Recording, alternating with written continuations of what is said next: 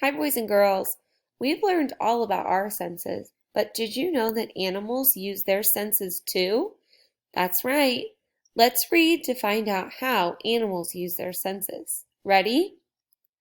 A bit of a joke, but senses, including your sense of smell, are very important. Your senses let you know what is going on in the world around you.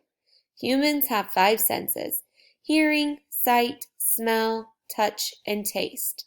They are controlled by 5 sense organs: the ears, the eyes, nose, skin, and tongue.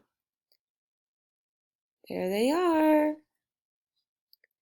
Animals rely on some senses more than others. Hunting animals, like the cheetah, need very good eyesight to find their prey. Nocturnal animals have often very large eyes to maximize the amount they see at night, but also rely heavily on their sense of hearing. We understand that 5 human senses, but did you know that some animals can use different senses to find their way around the world? Let's keep reading. The platypus has very poor eyesight. To find food, it uses its bill to grub around in the mud to find shrimp and shellfish. Oh, this must be his bill. He likes to stick his nose in the mud and find some food. The platypus's bill is filled with sensitive electroreceptors that pick up electric impulses given off by the movement of its prey. Wow!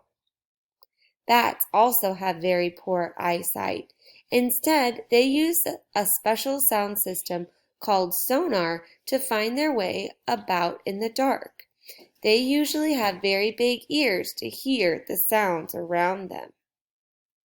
Snakes have amazing senses. They actually smell with their tongues.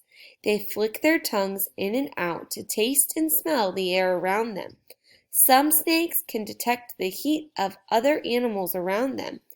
Pythons are heat seekers that can feel slight changes in the temperature around them, allowing them to find their prey in the dark.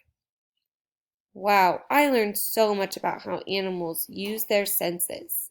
Did you?